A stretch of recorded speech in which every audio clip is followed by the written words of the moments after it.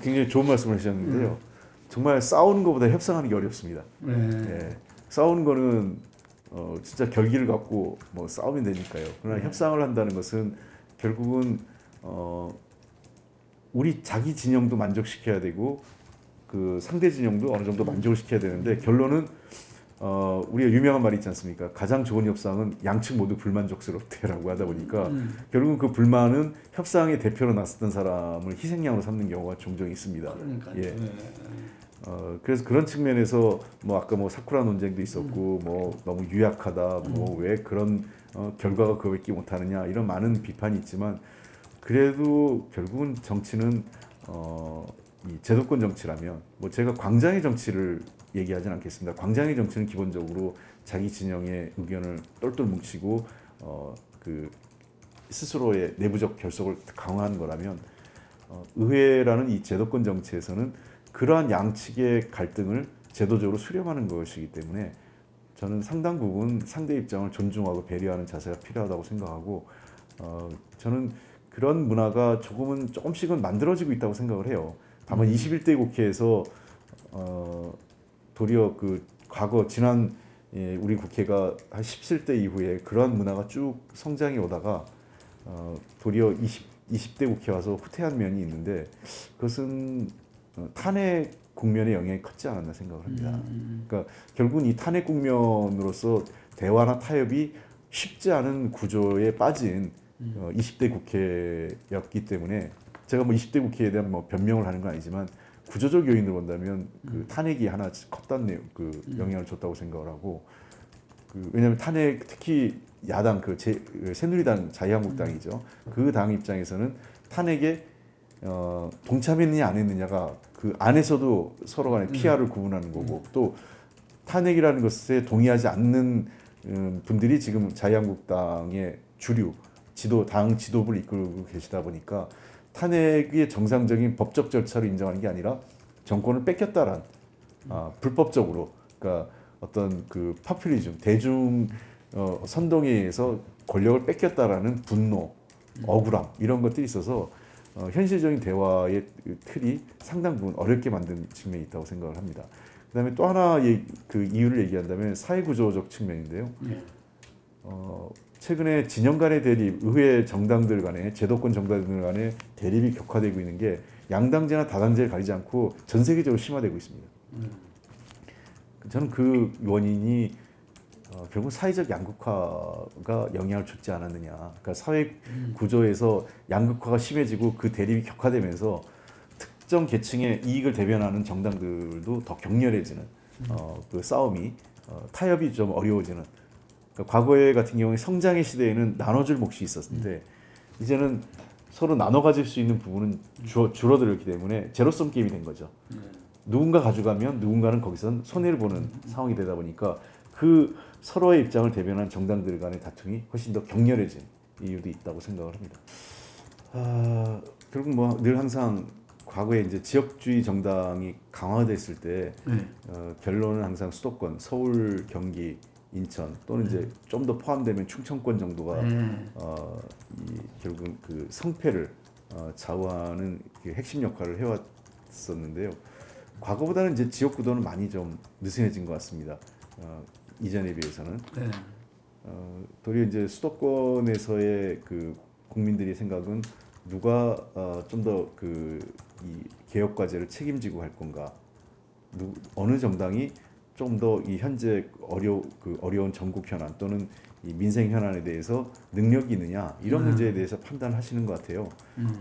그 저희가 지금 봐서는 수도권의 민심은 현재까지는 뭐 그리 나쁘지 않다라고 보지만 안심할 수 없다라는 생각을 합니다. 늘 정치라는 그 선거라는 것은 수도권은 5% 내외에서 결정이 난 거기 때문에 지금의 국면은 어느 정당도 자만하거나 그 자신할 수 있는 상황은 아니라고 생각을 하고 저희들도 그런 측면에서 조금 더 그 겸손하게 국민들에게 이 남은 기간만이라도 민생 현안에 대해서 좀 더 책임지는 자세를 보여주는 게 선거에 훨씬 더 도움이 되지 않을까 이런 생각을 갖고 있습니다.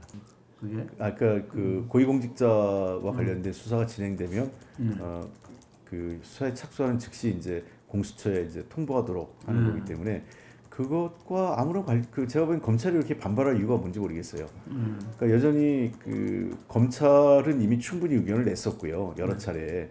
그다음에 우리가 지난 패스트트랙 이전에도 검찰 의견을 수렴했고요, 오랜 기간 동안. 그리고 패스트트랙 법안이 4월달에 통과된 이후 기간에도 검찰이나 경찰 관련 기관들 여러 그 의견을 수렴을 해왔었거든요. 근데 막판에 와서 검찰이 지금 여러 가지 수정 제안을 쏟아내고 있는데 저는 그 몇 가지 문제가 있다고 생각합니다. 첫 번째 문제는 문제 제기 시점이 너무 늦었다.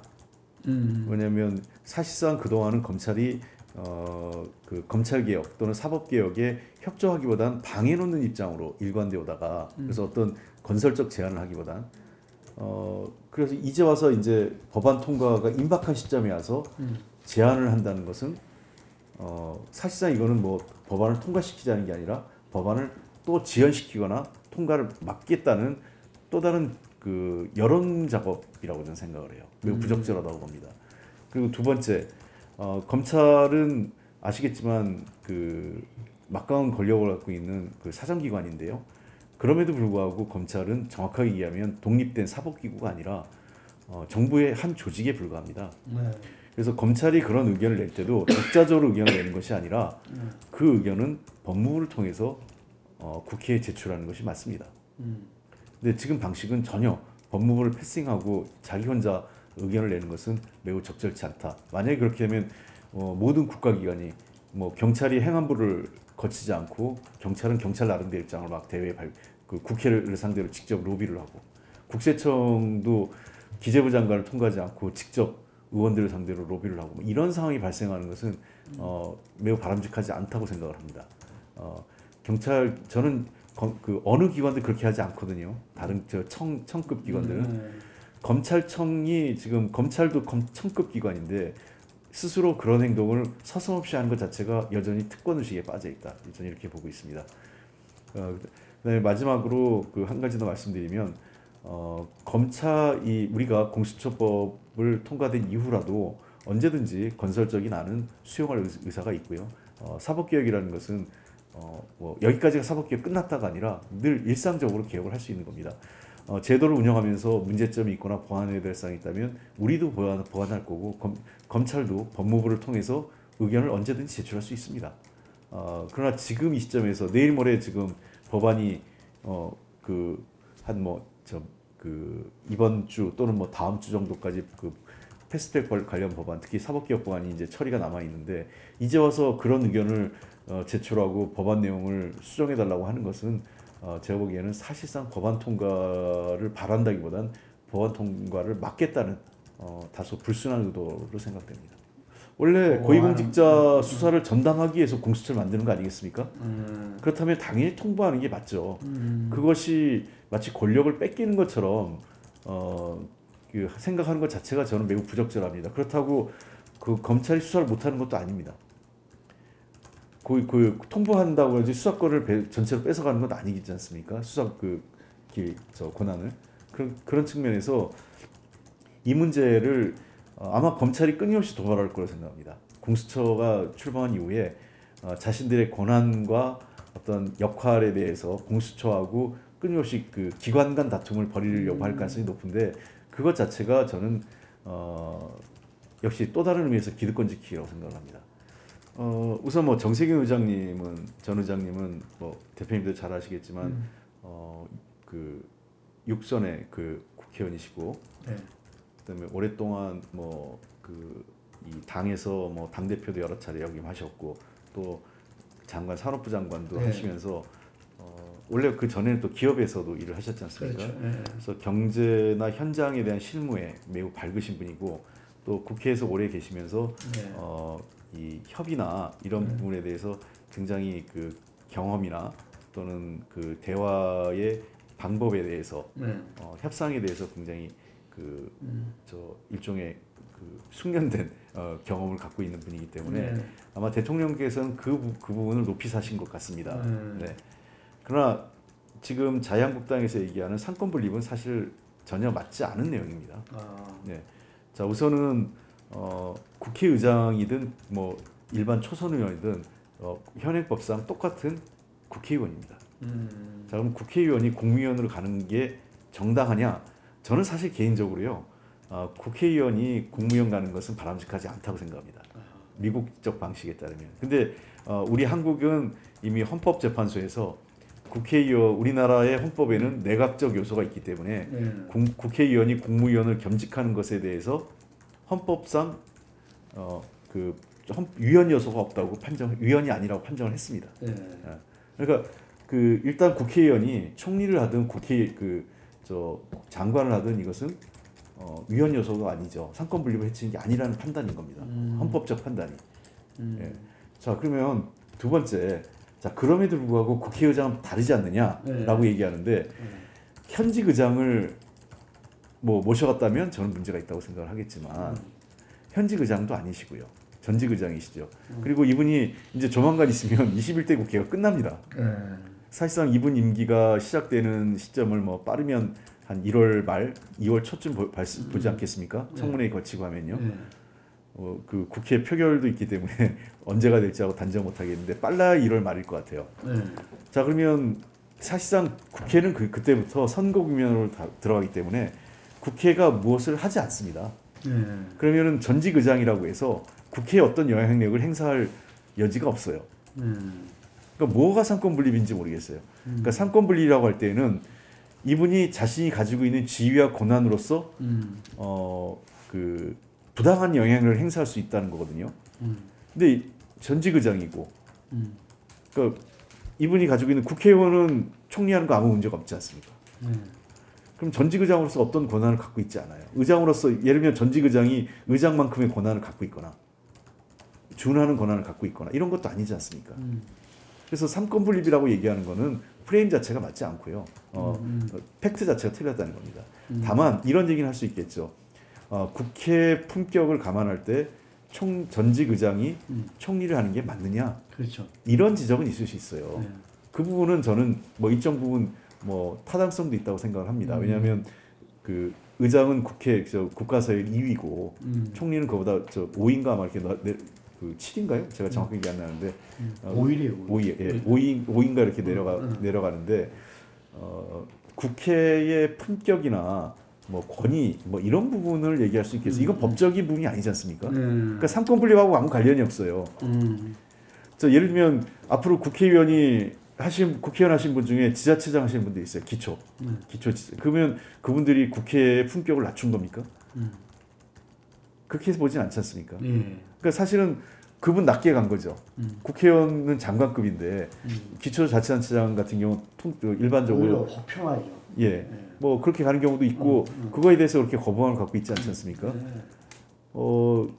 저는 그래서 이건 일종의 국회 어떻게 판단해야 될 문제라고 봐요. 그게 품위를 훼손했다고 보는 시각도 저는 일리가 있다고 생각을 하고 반면에 국가적으로 굉장히 중요한 일이 있는데 스스로 자신의 과거의 지위에 연연하지 않고 더 낮춰서 가는 게 뭐가 문제냐 이렇게 볼 수도 있죠. 도리어 탈권위주의적 모습 아니냐, 서열에 얽매이지 않는. 저는 그래서 이 문제는 국회가 그것을 바라보는 시각과 판단의 문제일 뿐이지 삼권 분립하고는 아무런 관련이 없는 문제라고 생각한 겁니다. 그래서 삼권 분립을 가져오는 것 자체는 터무니없는 정치 공세다 이렇게 보고 있는 겁니다. 우리 의원님 보기에는 국회 동의도 무난할 것이다 이렇게 보고 계시네요. 글쎄요, 국회 동의는 좀 아직은 그러니까 지금까지 우리 정세균 의장님이 살아오신 과정이나 국회에서 의정 활동을 보면 저는 손색 없는 분이고 전혀 청문회에서 문제가 될 게 없다 이렇게 판단을 하는데 요즘 하도 청문회 과정에서 별의별 게 많이 나오고 또 자유한국당이 어떤 방식으로 나올지가 좀 몰라서 이렇게 낙관적으로만 보지는 않습니다. 상당히 오랜 진통은 좀 있을 거로 생각하고 다만 4+1이 계속 이런 형태로 잘 운영된다면 최종적으로 표결까지는 표결에서는 좋은 결과가 있지 않을까. 그래서 그런 측면에서 우리가 자유한국당하고의 대화도 중요하지만 4+1의 어떤 아까 개혁연대라고 말씀하신 것처럼 그 부분도 잘 저희가 관리해가는 게 이후에 그 남은 얼마 남지 않은 20대 국회 운영하는 데 있어도 중요한 사안이라고 생각합니다. 저도 그 전에 여러 차례 했을 때 뭐 시체말로 택도 없는 소리다처럼 반응을 하셨어요. 전혀 하실 생각이 없으셨고. 근데 그럼에도 받아들인 걸 보면 아마 대통령의 간곡한 부탁이 있으셨던 것 같고, 현재 우리 당의 입장에서 정세균 의장 이외에는 달리 선택할 카드가 마땅치 않은 여러 가지 고민이 함께 어울렸던 것 아닌가 생각됩니다. 그래서 저는 그 정세균 의장님께서 다른 분들은 영전이라고 할지 모르겠는데 굉장히 그 독이 든 성배를 마주하신 것 아닌가 이런 판단이 들고, 그런 측면에서 과거보다는 굉장히 고민이 짙어지신 것 같습니다. 정세균 회장님이 그 지금 고사로 끝난 그 김진표 의원의 그 총리에 대해서 상당히 지지를 했었다는 이야기를 들었어요. 예. 그런데 그 부분에 우리가 이제 알기로는 이 시민단체, 민노총 등의 어떤 좀 반대 흐름들이 결국은 본인이 고사하게 만든 거 아니냐, 이게 좋은 거냐, 이런 거에 대해서는 어떻게 보셨습니까? 사실은 뭐 저희들도 의외였습니다. 그러니까 김진표 의원님도 뭐 과거 김대중 대통령, 노무현 대통령 때부터 고위 관료로서 정부에서 일을 했고, 이후에 우리 당에 들어오셔가지고 원내대표도 하셨고요.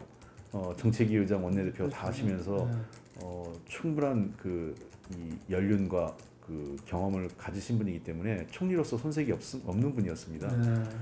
실제 그 일부 시민사회 쪽에서의 반대가 있었던 건 사실이지만 그게 청와대나 당에 어떤 영향을 주지도 않았습니다.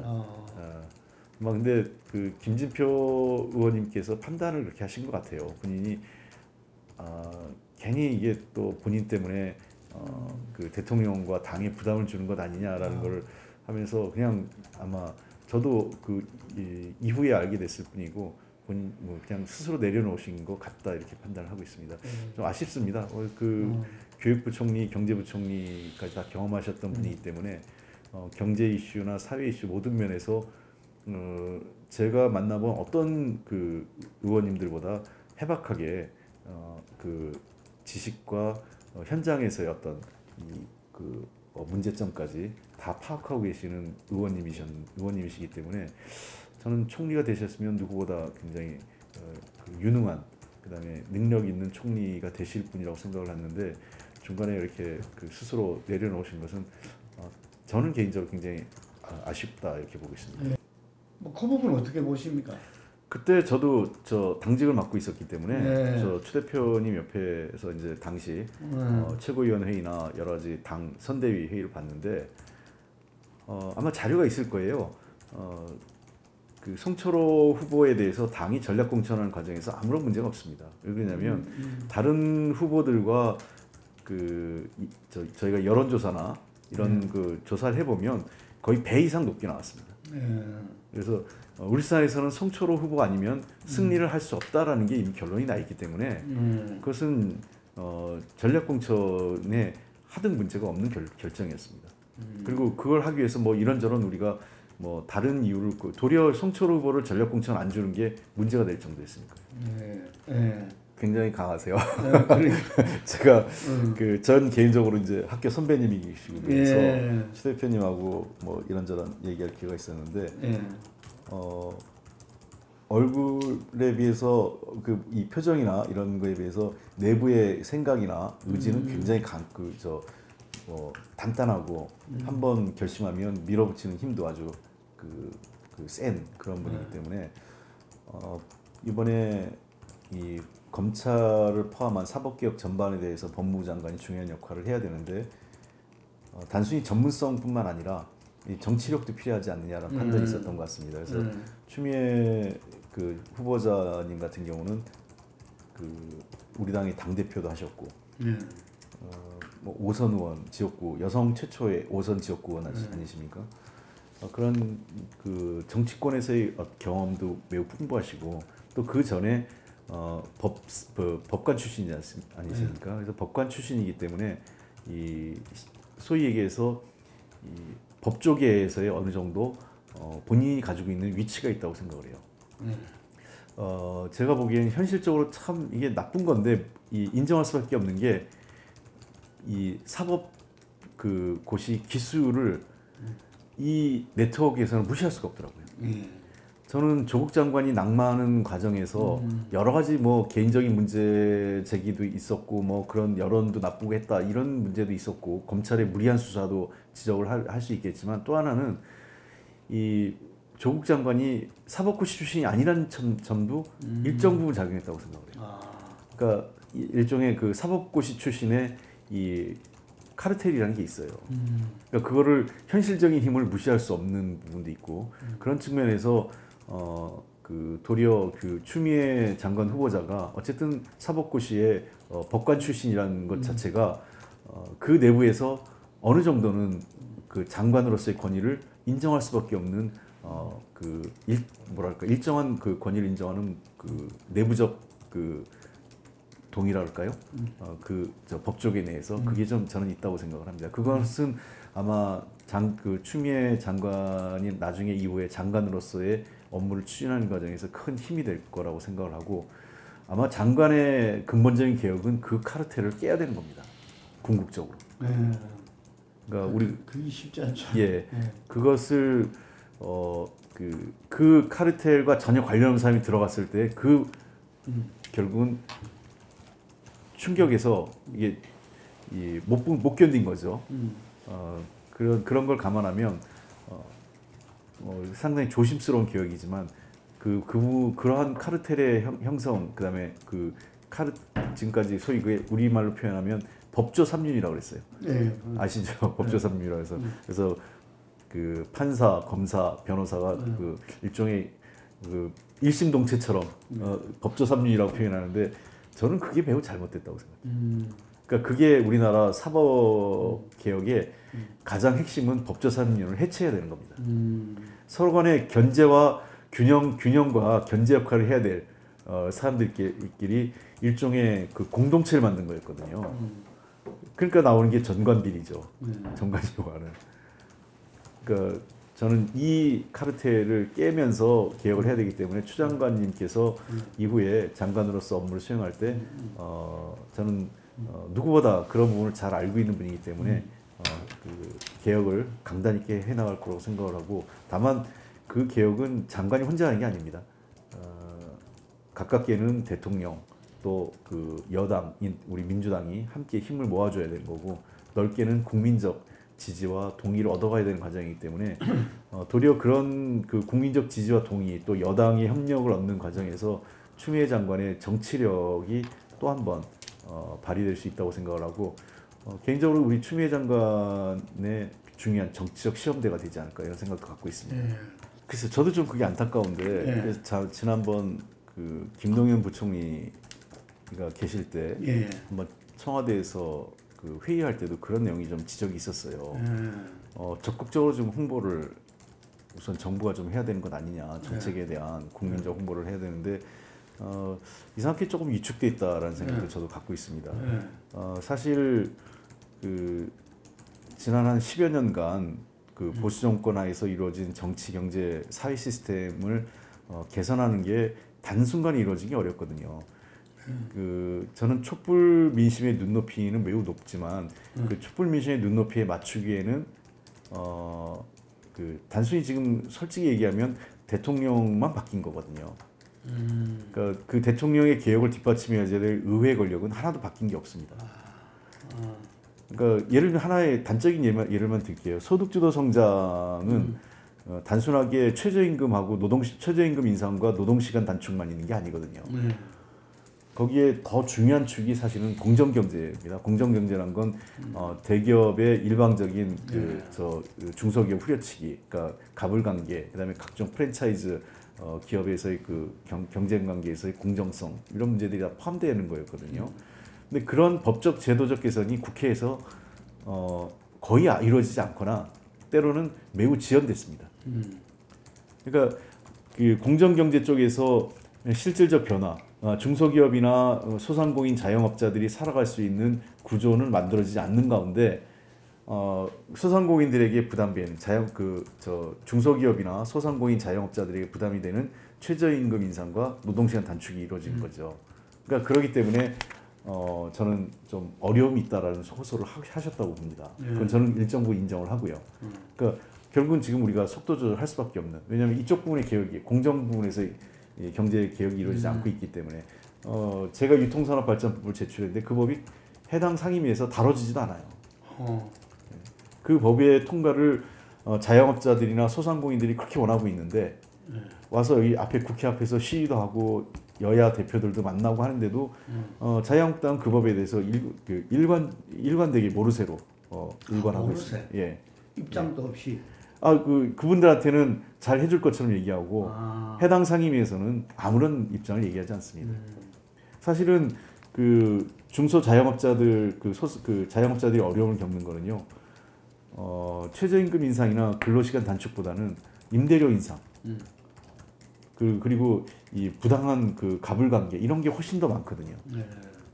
근데 그런 부분에 대해서 개선이 이루어지지 않고 있는데 이 비용이라고 할 수 있는 최저임금하고 근로시간 단축 문제만 변화가 이루어지니까 어려움을 호소하는 거죠.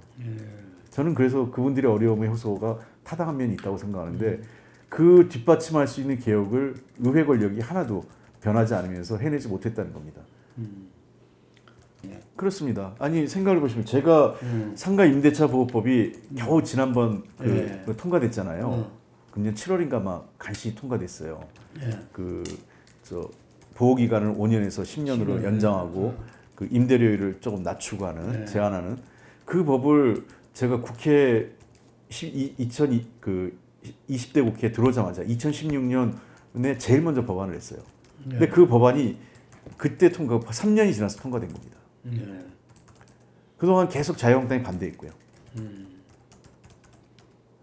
그러니까 우리가 그 비판하고 누군가에 대해서 책임을 물을 때에는 좀 더 정확하게 했으면 좋겠는데 통상 저희가 언론에 되게 아쉬운 거는 그 문제를 누가 잘못했다 얘기하지 않고 국회라고 얘기합니다. 사실은 그럴 땐 잘잘못이 드러나지 않아요. 그냥 국회 전체가 나쁜 놈이 되는 거죠. 그러니까 어떤 사안에 대해서 누가 반대하고 어느 정당이 반대하고 그 정당에 누가 이 문제를 주도한지에 대해서 저는 좀 정확하게 언론이 써주기를 바라고 있습니다. 그러니까 그게 저는 이제 그 소위 우리 사회에서 메이저 언론이라고 하는 데서 책임이 크다고 생각합니다. 공중파와 일반 지면을 갖고 있는 메이저 언론이 제가 보기에는 본질을 흐려요. 본질을 흐리는 건 얘기냐면 잘잘못을 정확하게 따지지 않고 일반적으로 그냥 통치입니다. 정치권 전체 또는 국회 전체가 매도되다 보니까 그 중에서는 국민들은 얘기하면 그냥 전체가 나쁜 그러니까 정치 불신, 국회 불신만 생기는 거죠. 그리고 더 역으로 얘기해서 나쁜 정치인은 그 속에서 은폐되면서 계속 선수를 쌓아가는 문제가 생기는 거고요. 알겠습니다. 그래서 지금 이제 전체적인 그 평가에서 아까 말씀하시다가 그랬는데 조금 그 홍보를 좀 하자면은 한번 해보시고. 저는 문재인 정부 들어와서 많은 성과가 국민들의 눈높이에 부족하지만 좀 있었다고 하면 역시 사회안전망과 복지 분야에서 많은 변화가 있었다고 생각을 합니다. 아마 문재인 케어라고 해서 의료보험 부분에 비급여 부분을 축소시킨 건데요. 급여 부분을 확대한 거죠. 이 부분은 아마 병원에 가서 한번 겪어보신 분들은 다 알 겁니다. 그래서 그동안은 병원은 가족 중에 중대 환자가 발생하면 그에 대한 가정 경제 전체가 휘청였거든요. 근데 지금은 그런 부분을 상당 부분 개선을 했습니다. 그리고 두 번째 제가 말씀드리고 싶은 지적은 실업급여라든지 청년수당 등을 비롯한 이런 사회안전 최소한의 기본적 삶을 보장하기 위한 부분에서 일정한 진전이 있었고요. 또 한 가지 말씀을 드린다면 우리가 일하는 사람들, 그러니까 EITC라고 근로장려세제죠. 근로장려금세제 EITC 같은 경우는 해서 그걸 기준을 상당히 낮추고 혜택을 확대했습니다. 그래서 일하는 분들이 실질적 혜택을 볼 수 있도록 저희가 제도적 장치를 개선하는 등 근로 노동자 그다음에 소상공인 자영업자들에 대해서까지도 저희들이 제도적 보완을 많이 했습니다. 소상공인과 자영업자들 부분도 뭐 잘 못 느끼실지 모르겠지만 세제 개편하고 그 카드 그 수수료 인하 등을 통해서 상당히 많은 그 경영상의 그 수익률 개선에 일정 정도 도움을 드렸다고 생각을 합니다. 다만 자영업자나 이런 분들이 굉장히 어려움을 겪는 이유는 지금 온라인상의 즉 온라인 판매가 급격하게 증가하면서 위축되고 있는 부분이 있거든요. 그래서 이 부분을 어떻게 개선해야 될 건가 우리가 과제를 좀 제출해야 되고 또 한 가지 뭐 최근에 다소 어려움을 겪고 있지만 외교 남북 관계를 포함한 외교 문제에 있어서 상당히 뚜렷한 성과를 거뒀다라고 생각을 합니다. 최근에 한반도 비핵화가 다소 북미 관계가 진통을 겪으면서 어려움을 겪는 모양새지만 여러분이 문재인 정부가 출범할 당시의 시기를 한번 고민해 주셨으면 좋겠어요. 2017년 하반기에 북한은 여러 차례 핵실험과 미사일 발사를 했고 북한과 미국이 전쟁을 벌일 일촉즉발의 위기가 있었습니다. 그러나 지금 현재 남북한이 전쟁할 거라고 생각을 많은 분들이 안 하지 않습니까? 그만큼 저는 국민들의 안전, 그다음에 한반도의 평화에 실질적 진전이 있었다고 생각을 합니다. 저는 조금 의아합니다. 물론 뭐 그 안에서의 내용을 제가 자세히 알 수 있는 상황은 아니기 때문에 뭐 단정적으로 말씀 못 드리겠지만 제가 아는 조국 전 그 민정수석 같은 경우는 도리어 너무 그런 부분에서 정치력이 없다라는 평가를 받을 정도예요.